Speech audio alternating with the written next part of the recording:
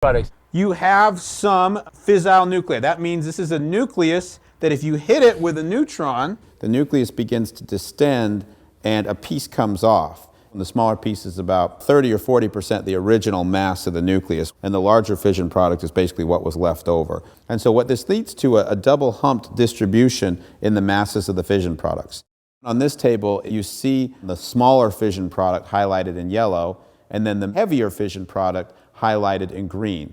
And then there's this gap for a while where there are things that simply are not made by fission. Tungsten, gold, mercury, none of those are made by fission.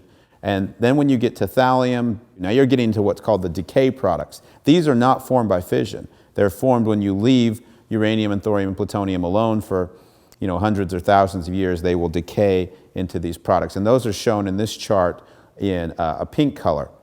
And then there is what's called the transuranics. That's what happens when the uranium absorbs the neutron and doesn't fission. It turns into plutonium and americium and curium and a few others. Most of it's plutonium. I mean, the overwhelming majority of transuranics are plutonium. You get a lot of different things from fission, but you don't get everything, and that's significant. It's not as if you're dumping the whole periodic table out when you make fission. You get certain elements in a preponderance, and you get some very rarely, and you get some not at all. For instance, you can't make gold from fission. When we first load nuclear fuel in a uranium-fueled reactor, it is entirely uranium, and most of that is uranium-238. As it burns down, first at a year, 2 years, and then 3 years, you see the formation of other things. These are the fission products, as well as some of the transuranics. The hatch at the bottom gives away the fact that most of the rod is still uranium-238. The overwhelming majority is still this unburned uranium-238.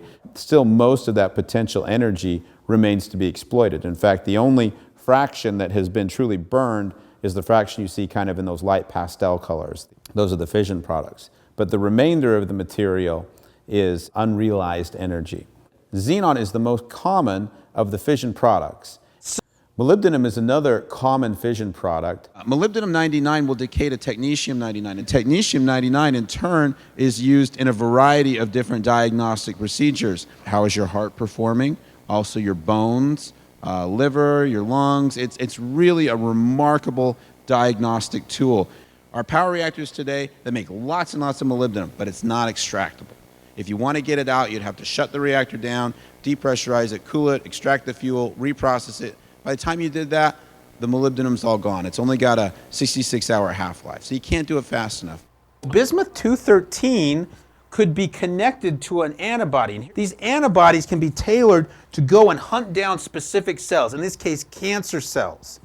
Now that bismuth only has a half-life of 45 minutes, so it's very radioactive and it's going away quickly. But in that time, that antibody can go and find a cancer cell, got this bismuth connected, the bismuth decays, an alpha particle goes through the cell and it kills the cancer cell. I sometimes even lay in bed thinking, if my kid had leukemia, how hard would I be working on getting this therapy ready for them? The radiation techniques we use in cancer therapy today, they're all based on beta-emitting isotopes, not on alpha-emitting isotopes. Betas, they have a big kill radius, they're not very directable. It's okay, but it's really not a smart bomb. You look at this and you think, there's got to be a good alpha emitters. Well, turns out there's not. Bismuth-213, which is the favored one, exists on a decay chain that no longer exists in nature, the neptunium decay chain. It's hard to get the right kind, the right chemical one that will lock onto the right thing that's close enough to being stable that even after it decays, it doesn't just decay 10 more times in the body. Bismuth-213 is one decay away from being done, and that's what you want. You want one that's just about, that's on its very last decay. We, in the course of pursuing a thorium-powered world, recreated this decay chain about 50 years ago. People have known about it for a long time. Look at the time on this report, March 2001. Actinium and bismuth-213 are currently extracted from purified thorium-229. The only practical way is to get this from the natural decay of thorium-229. It's very potent. We only need on the order of 1/1000th of a gram to treat a patient.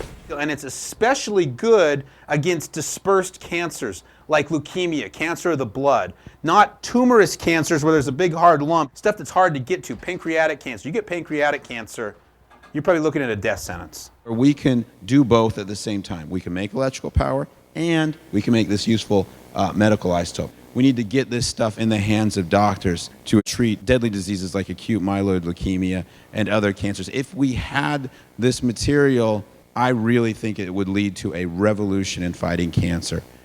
In reactors today, there's basically two categories of the waste. There's the fission product waste, and then there's the transuranic waste. That's what happens when the uranium absorbs the neutron and doesn't fission it. The plutonium, the americium, the curium. By using the thorium cycle and using it efficiently, we can eliminate that category, the production of transuranics. We can just about eliminate that, so we're not making that in the first place. We are still making the fission products, and a number of those I mentioned can be extracted usefully.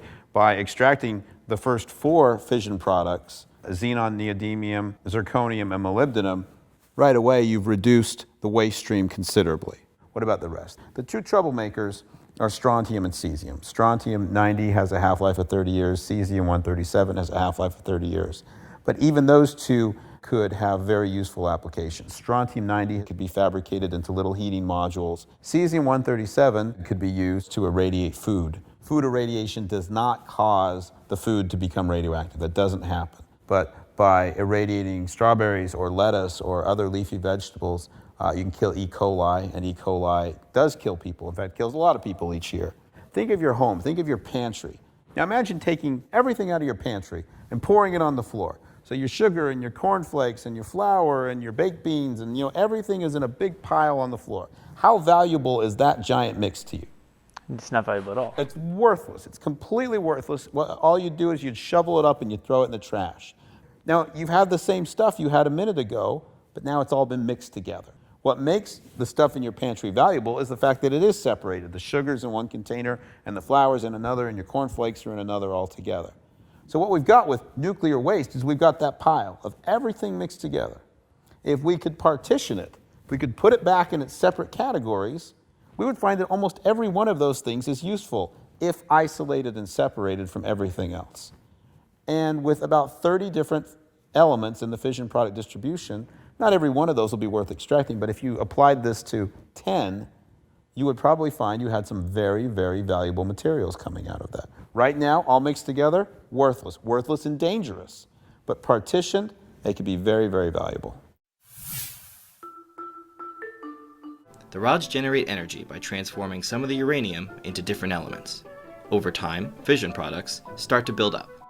We need chemistry to separate them out, but since the fission products are thoroughly mixed with the uranium, pyroprocessing, a nifty technology invented by argon scientists. The thing is, they call it pyroprocessing, but it's a molten salt process. They're dissolving this thing in a molten salt, and they're doing electrochemistry on it. After chopping the fuel rods into small pieces, you submerge them in a vat of molten salts.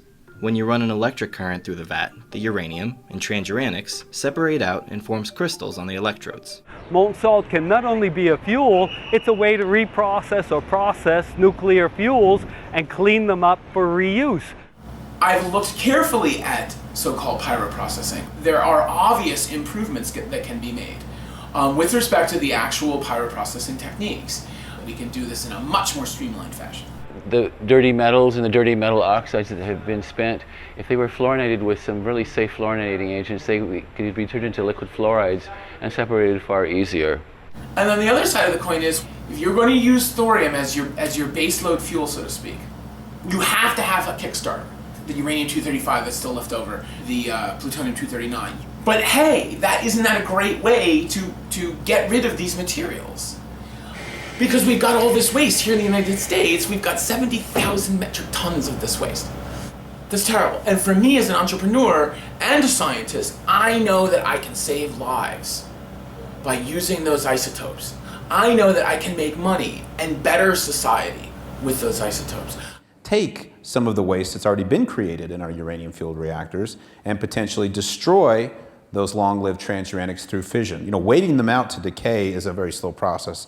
Plutonium-239, for instance, has a 24,000-year half-life. So that's a long time you're going to be waiting for that to decay. On the other hand, you can fission it, and then those fission products will decay very rapidly, and you also get an energy release and a neutron release, both of which are good. You hate nuclear waste? So do I. These reactors can eat nuclear waste. The United States has no plans to recycle that the valuable cladding or all that uranium that's in those used nuclear pellets. 70,000 tons of American nuclear waste. You're going to need, like, let's say, a ton to run an experiment molten salt reactor, a ton of fissile fuel, all right? If the reactor works, we've opened the door to remediating all nuclear waste. If the reactor doesn't work, we've added 1 ton to a 70,000 ton pile to see if we can remediate all of it on the whole planet forever. We hate nuclear waste too, but what we really hate is we hate wasting it.